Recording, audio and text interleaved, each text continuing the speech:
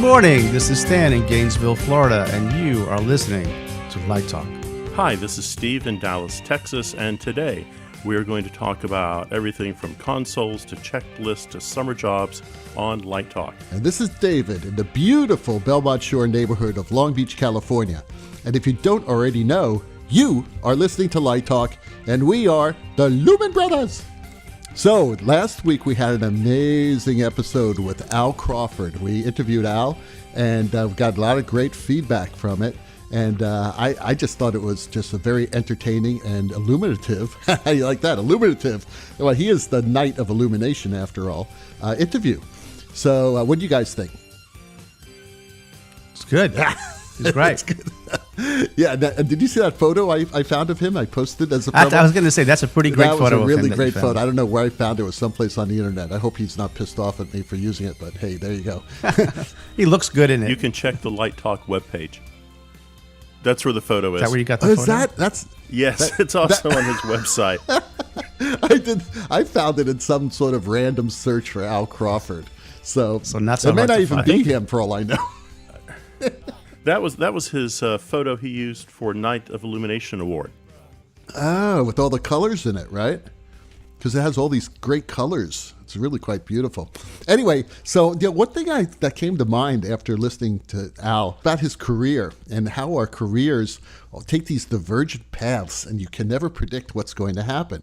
I mean, here's someone who started working in lighting design who actually hooked up with dance and got involved with Al Vanelli, and it turned into a lifelong career and lifelong relationship with that amazing company.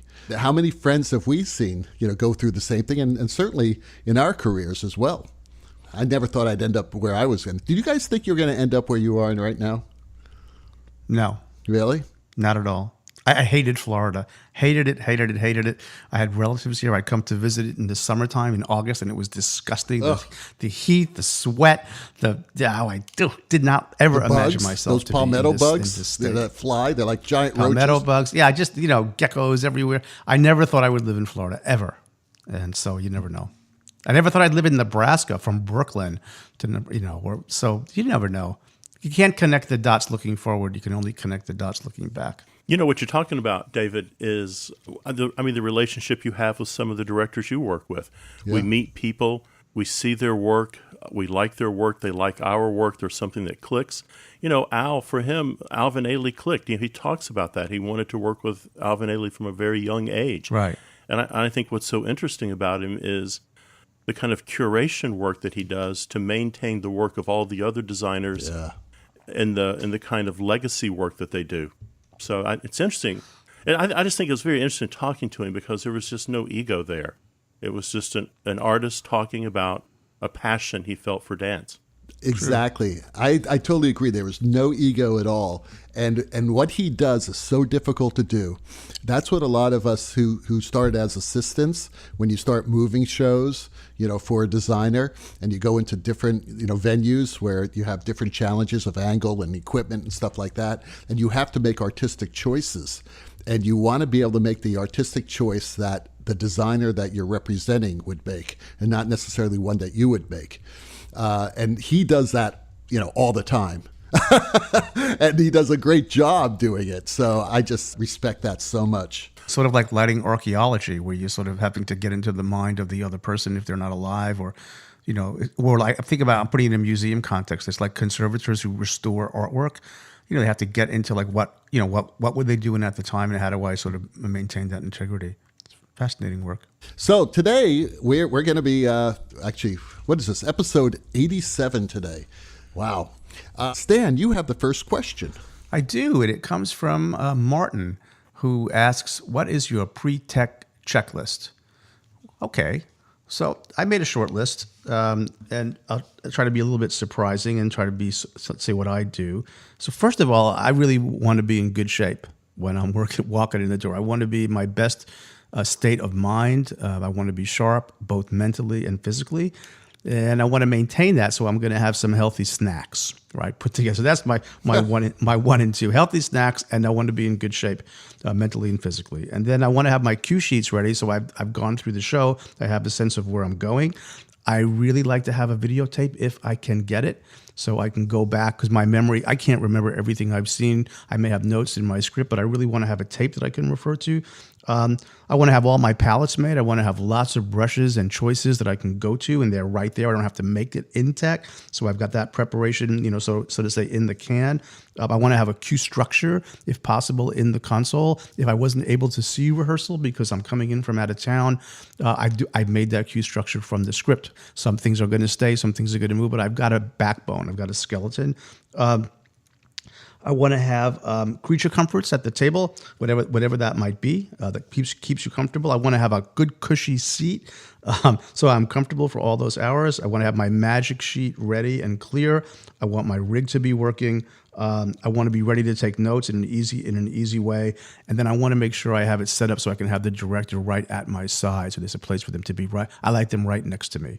Those would be my top 10, top 11. I think it depends on what you consider pre-tech. I like to, again, most of my work is overseas, so the tech process is a little different. I have a tendency to start working in rehearsal and over rehearsal, so I have the luxury of having lights come into a show fairly early. But before I actually start that cueing process, perhaps, I like to revisit the focus and go through it light by light and make sure everything is where I think it is and everything is clean when I start. So if there's something out of whack a little bit, I want to fix it right then before I get started into the cueing process. Also, I like to go back and really take a long, hard look at my groups and palettes and make sure I've kind of thought that through, so I'm not having to make last-minute changes once the kind of tech begins.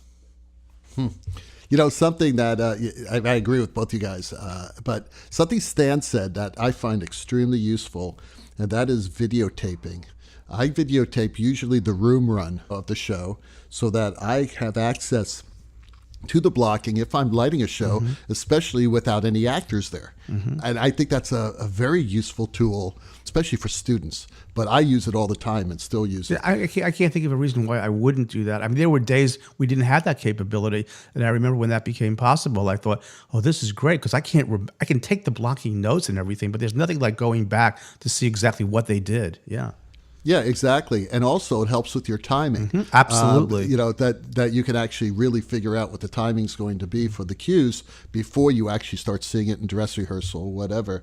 Now, one thing to remember, if you're going to start doing this, please tell the stage manager that you plan on doing this, so the stage manager can announce to the cast that it's going to be videotaped just for your use, for lighting. Otherwise, the cast could get very nervous, actors and singers, especially singers. So they will make an announcement at the top of the rehearsal that you will be videotaping, and that it's only for use for their personal use for lighting the show, and not to put out on YouTube and someone's marking. You don't ever want to do that. You wouldn't want to do that. Right. Something happened on the last show that one of my students was doing that just opened last night. There was a video, a sound, and lighting effect where there was actually an earthquake. And the video was beautifully designed, and it actually looked really cool. It looked just like an earthquake. Timing was perfect. The sound was perfect.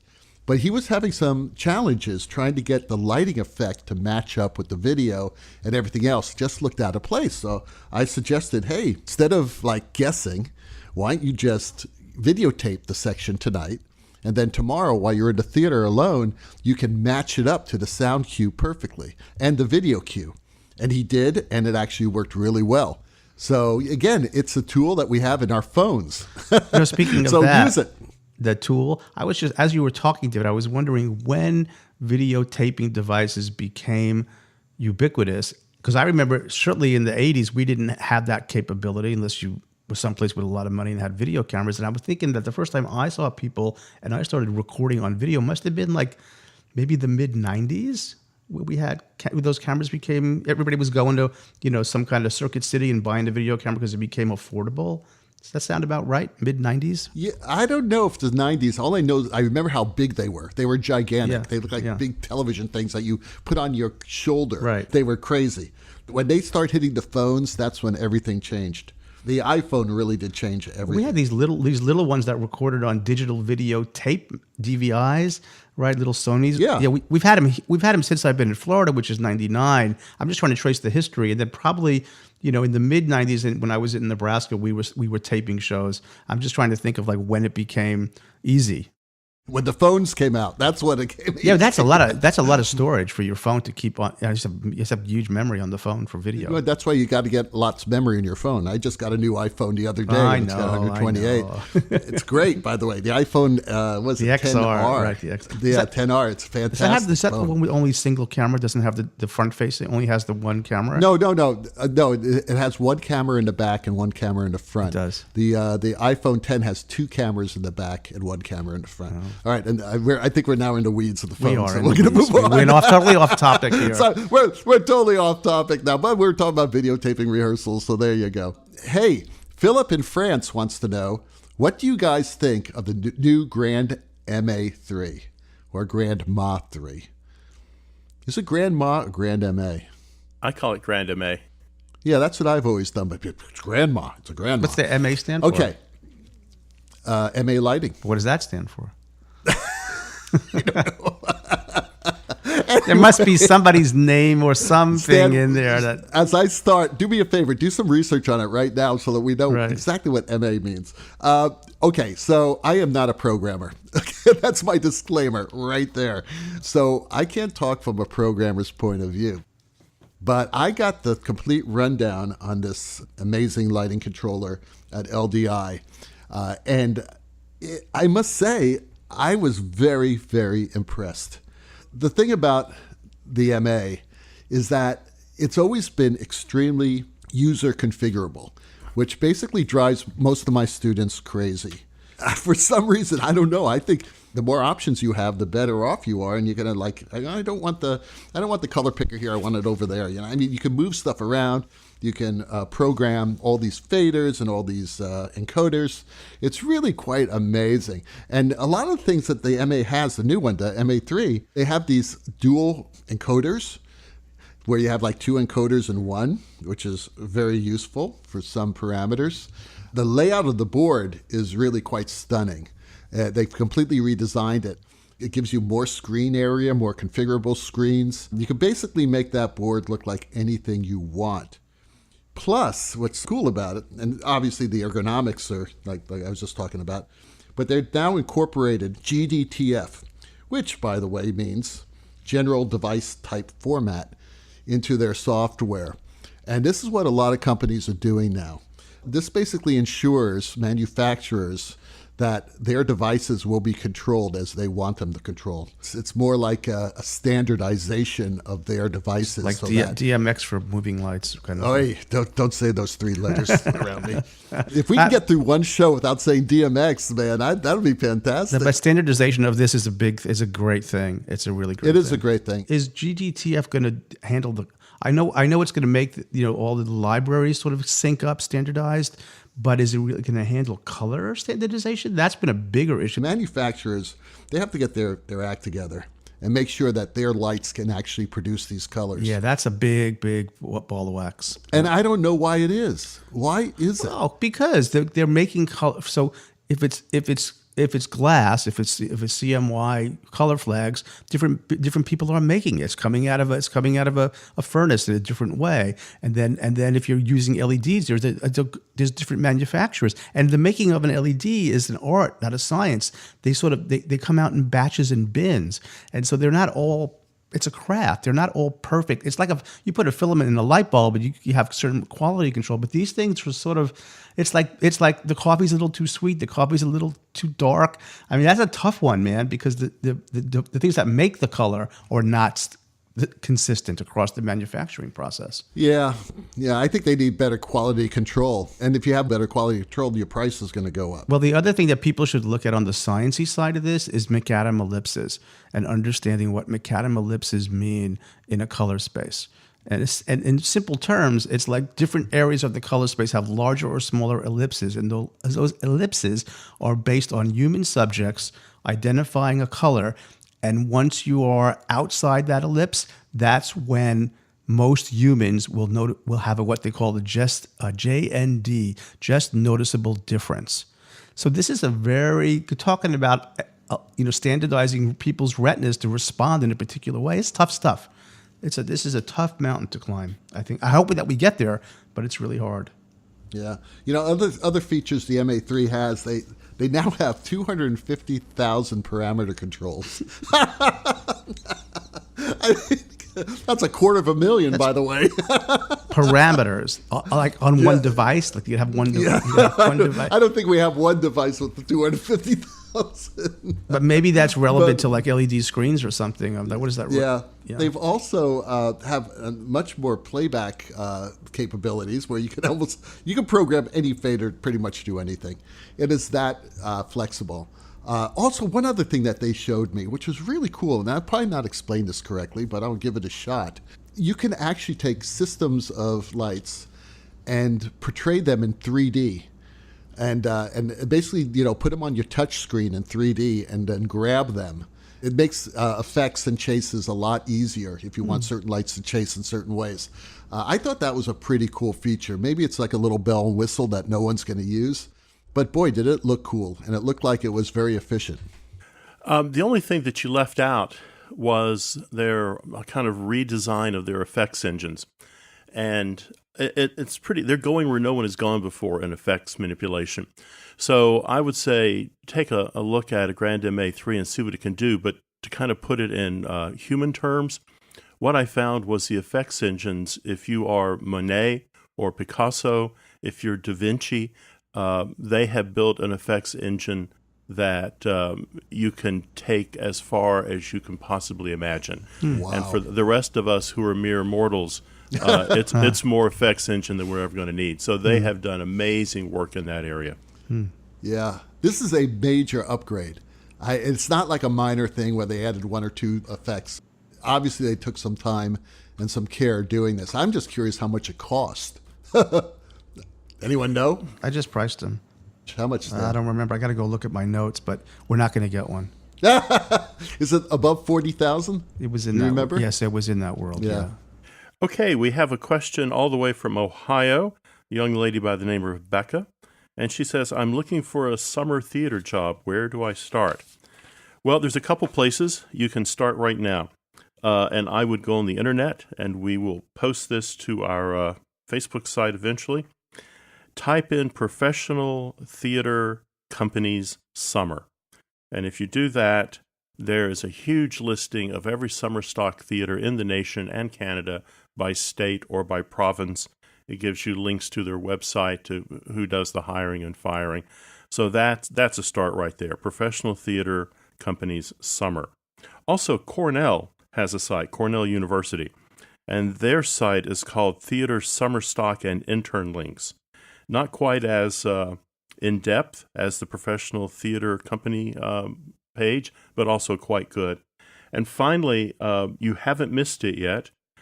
February 27th through March 3rd in Knoxville, Tennessee, will be the Southeastern Theater Conference meeting. And SETC, as it's known, is a great place for undergraduates and high school students to attend. And a lot of the summer stock theater companies are there recruiting. Some of the cruise lines are there recruiting. I think even Cirque is there recruiting. So there's plenty of things to do. And right now is when you want to start doing this. I know a lot of companies actually, I believe it's Jacob's Pillow, for example. I think the Jacob's Pillow deadline for summer application was December 3rd. I could be wrong about that.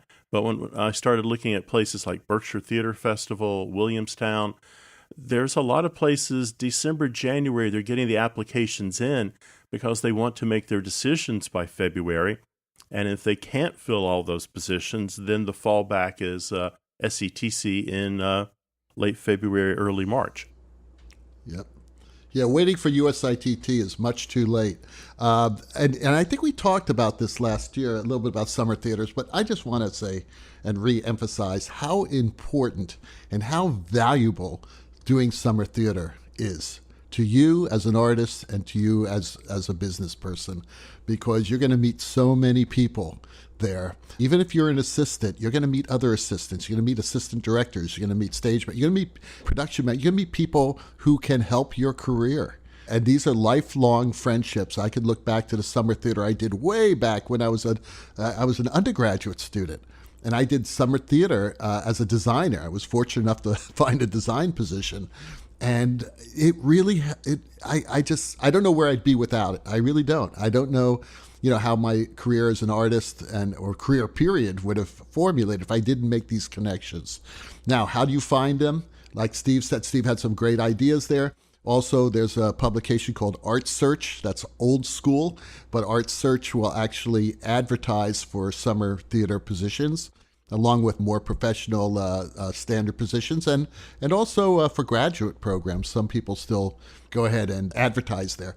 Also, get your butt into your professor's office and ask that professor, because we have connections and we may be able to help you and lead you to the right person.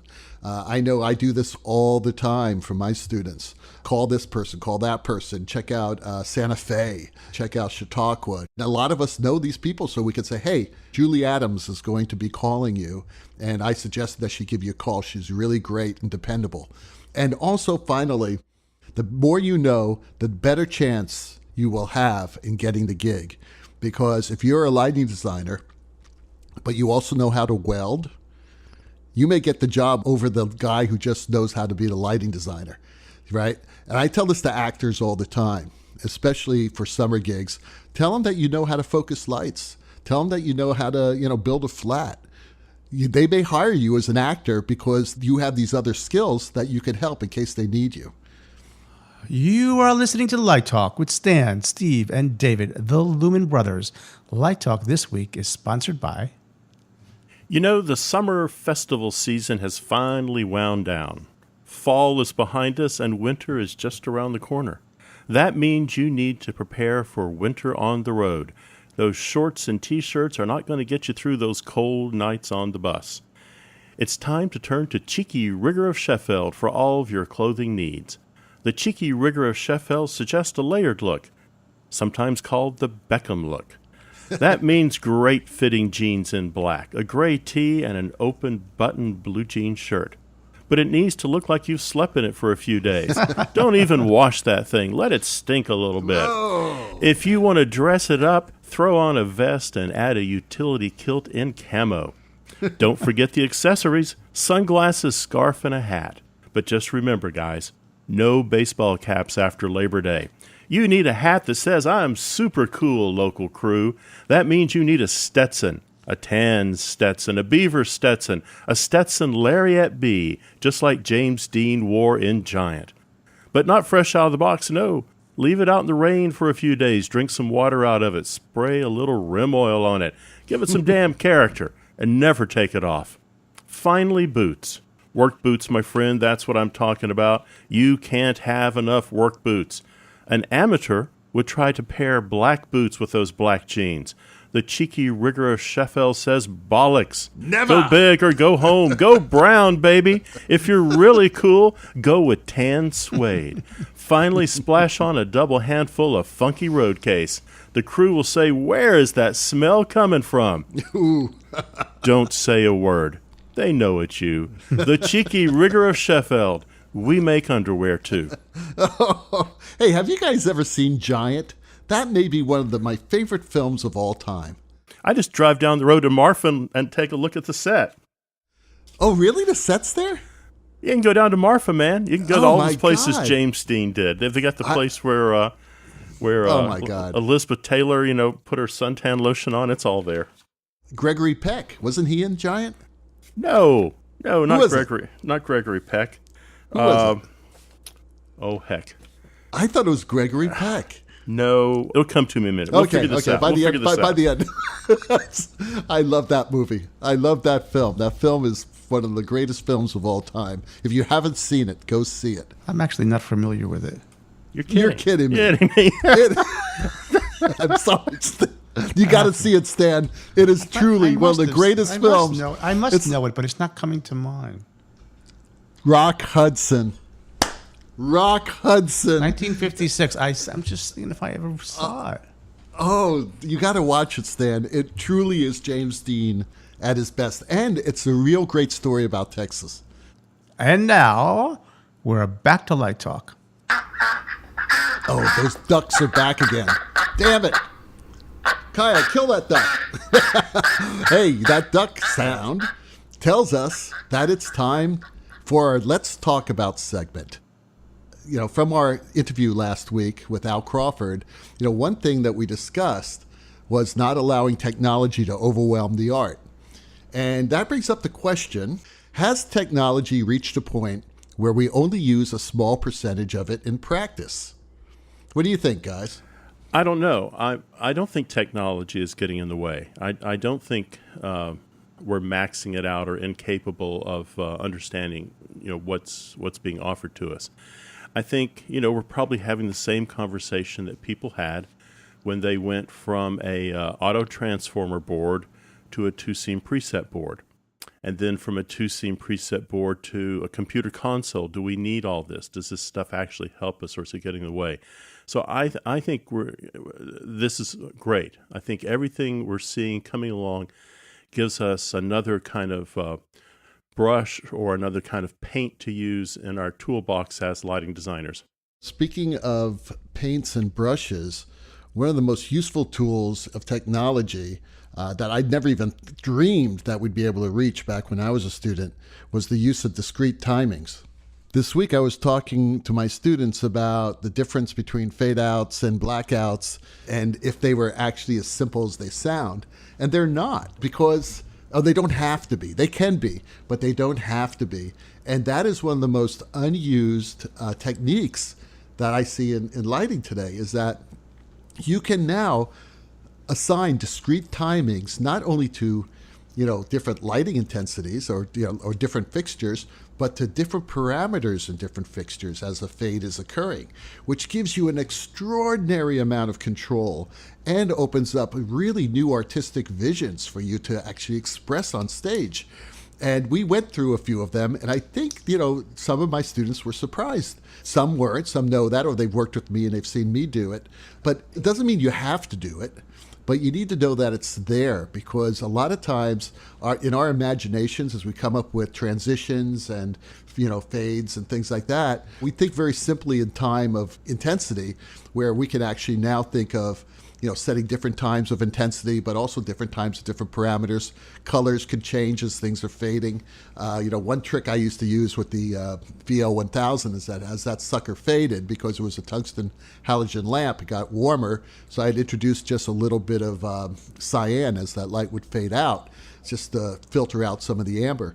Little tricks like that, but you can actually have very complex transitions using discrete timings. Now that's a piece of technology that I personally use all the time, and I'm sure there are others. Like Steve said, we use a lot of it, and especially with effects. What do you think, Stan? Well, as I'm listening to this, I'm thinking about this. Having those amazing tools means that the performance, the work, has to be willing to take what I'm going to call heartbeat to heartbeat action or change. So if you're going to use these things, which I think are fantastic, let me give an example. So let's take a simple example from the end of Glass Menagerie, which my students are working on this week. Well, it ends with Tom on the fire escape and Laura somewhere downstage with her menagerie, and there's a candelabra, usually in Tennessee Williams' description. Well, you could just end that play with one fade out or one blackout. But really, if you look at the end of that play carefully, and you direct it in such a way, there's a lot of beats in there. There's his light. How slow does his light go out? There's his line. There's her looking at the menagerie. There's the candle. He says, blow out your candle. There's a whole bunch of stuff going on in a very short period of time where you could really make use of all of those fantastic tools that you're talking about. But it requires that the direction and the performance open up to breathe, to put time in, to make that heightened experience and let lighting sort of conduct that moment. So yeah, I think it's fantastic that we have that capability, but I'm not sure everybody is creating a performance where it can really be used with great effect. But I think the capabilities are fantastic, but you've got to think, heartbeat to heartbeat, moment to moment, beat to beat to put it to use. And that's just not just the lighting designer, it's the choreographer and the director as well. Absolutely. That's why directors need to know lighting. And the good directors do. They know they've worked with designers who use these effects all the time. They hear them. They hear these techniques being called out to the programmer. And a lot of times I will turn to the director and say, you know something, I think I'm going to try a little color change while this fade is happening. Or I'm going to iris in with these different lights, then come in, just through intensity iris, not, an actual iris coming in, but an intensity area iris coming in. And I will tell that to the director, and the director will hear those terms being used, and then the next time he'll say, hey, remember that intensity iris you did last time? Right. How about here for here? Right. That's great. And I don't know if I totally agree with you, Stan, about the actors using this or following the lighting. I always feel that the lighting needs to follow the actor. No, I wasn't saying that. I'm saying it has to, that direction has to be able to incorporate these techniques, right? Right. Or if the direction is simple, you don't have to use the techniques. It's a question of communication between you and the director. Always. And making sure that director understands what we can do nowadays with the technology.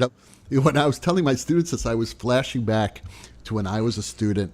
The most dreadful words any professor can use is when I was a student, right? We had a bunch of 6-packs of auto transformer dimmers, and 3 people ran these dimmers.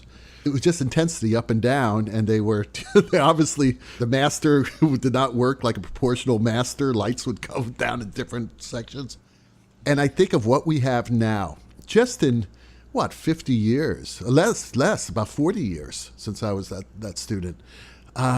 It's mind-boggling. And now we're talking about the Grand MA3, That is just amazing. We are so fortunate to go through this span of technology in our lives.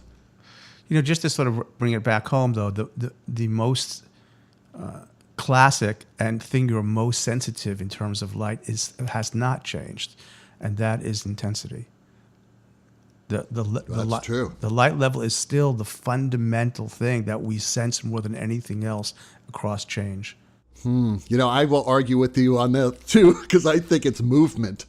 It's not intensity. I think movement is the most obvious. When you say movement, do you quality mean, of light? So you mean movement in color, movement in intensity, movement in the light moving. The movement in focus. Movement is really what attracts our eye. But you're right. I mean, without intensity, you have no light. You have no movement. You have nothing.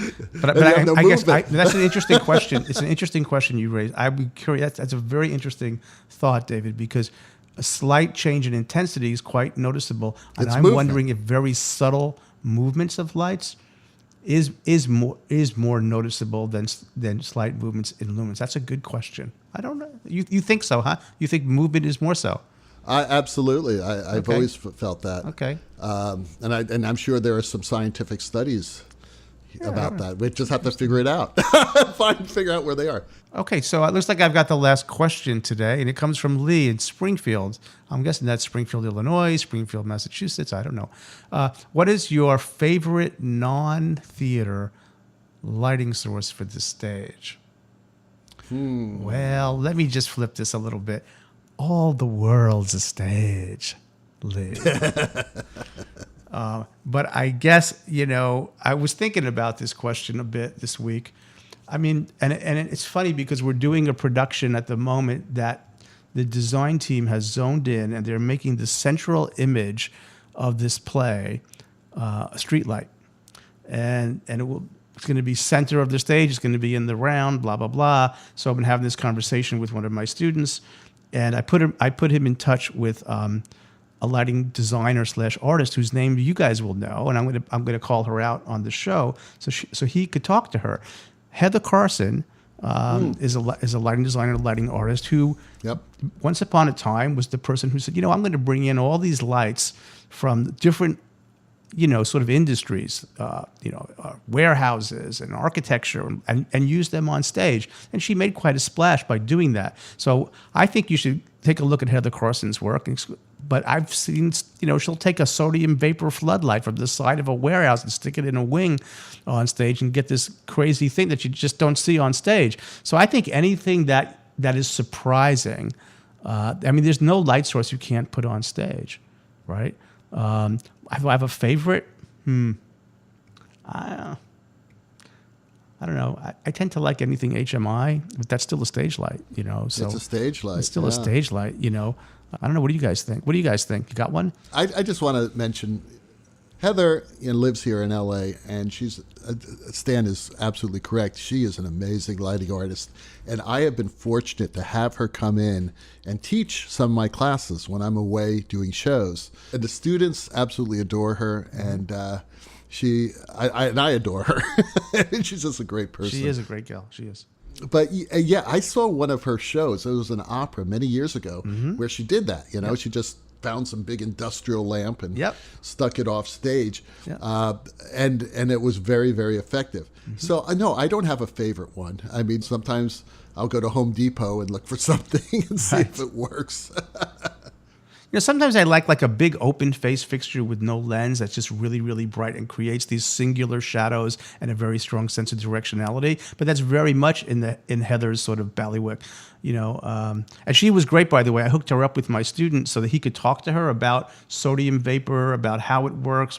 We actually want the audience to feel uncomfortable in this production. So they're talking about using that effect just twice in the show. And she was really gracious. Like, she answered right away and said, yeah, have him email me. Happy to talk to him. But I think that's a place to sort of explore. I think the back and forth between, fixtures that are not designed for the stage make for very interesting and surprising results. I was going to say the sun, but that is actually a theatrical lighting source because the Greeks used the sun. Absolutely. And the Greeks used the sun brilliantly. They actually used the sunset for the color. David, you just made me think of one. So we have a dance studio that faces west, and it's all windows on the west side, clear story windows up above and big ones below. And years ago, we put automated shades in so that we don't take a whole day to cover up the windows for a performance in there. And they're on a controller, and they can be controlled from a light board. So I've always dreamed of doing a show in a space that had daylight penetration through windows with electric shades, so I could actually raise and lower the shades, like David says, to light sunlight in, to control the sun enter and exit the space. I would love to do something like that. So I guess that would be my favorite. Yeah. A way to use the sun, as David said, but give me motorized shades on windows so I can sort of play the shades as if they're light sources. That would be that would really be cool.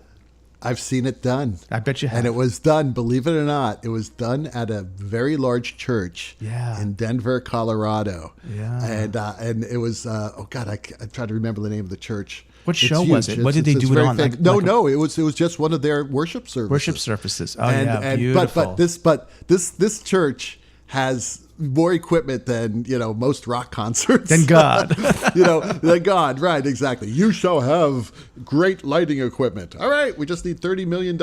Anyway, they have motorized shades, and they use it. They actually use the sunset in their services. And then there's a very specific moment where the shades close, boom, the stage lights come on. And it's absolutely stunning. Yeah. And I also mentioned the Greeks using the sun, but also places like Santa Fe, which is an outdoor amphitheater, uses the sun quite a bit. And you have to go in there understanding how to control it. That sounds beautiful, David. That's sort of the vision that I have. That using music and shades opening and sunlight pouring in, and just beautiful. Yeah, we have in that dance studio. I said that the clear story windows. There's one particular time of day where it just puts a strip of light across the dance floor, and the dancer can move in and out of it. And of course, there's ambient light because it's sun, so there's so much they can step in it and step out of that slice of light. I call it, slice of sunlight. I love that idea.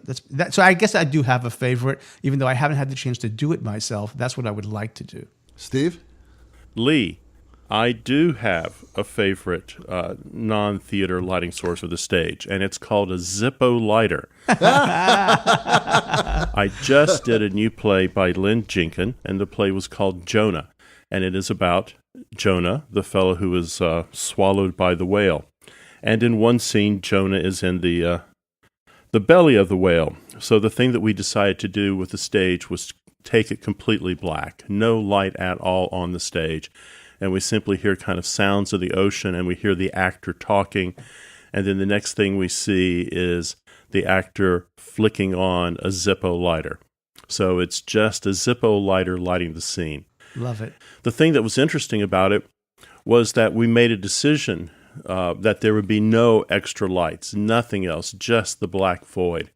And I wasn't immune to the fire marshal. The fire marshal came by, and oddly enough, he wasn't interested in if we were going to set things on fire with our Zippo lighter. He wanted to see how hot the Zippo lighter got in the actor's hand during that scene.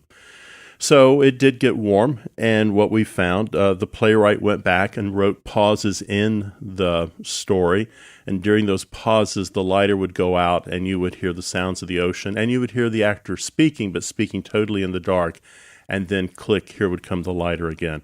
So I liked it a lot. I thought it was very effective.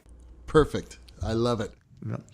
Candles. See, going back to low-tech candles, flame. Yeah, beautiful. Yeah, but it's great to have intimate theaters that you can get away with that, and it really is. It's some of my favorite. People ask me what's my favorite space. Our little black box theater that seats like 90 people. Amazing. Hey guys, that Hammond organ solo tells us that once again you spent another morning listening to Light Talk. Check out our webpage at lighttalk.org, and be sure to follow us on Facebook and subscribe to our podcast on iTunes. That way you will not miss a second of Light Talk fun. No guarantee is offered regarding the accuracy of any statements or opinions made on this podcast. But in case you do decide to litigate on us, the law firm of Tungsten, Phosphor, and Filament will come to our defense until all of our money is gone. Light Talk is written and produced by the Lumen Brothers, coming to you from Long Beach, Gainesville, and the Lone Star State. And be sure to tune in next week when we discuss, what are layers of light? Are conventional fixtures dead? Stress is doing me in! Stop the stress! And help me get organized, or else I'll start getting stressed out! All of that stuff and a new sponsor, Light Talk, broadcasting questionable Lumen knowledge and humor around this world. So we'll see you all next Saturday morning. Bye-bye from Light Talk. So long, everyone.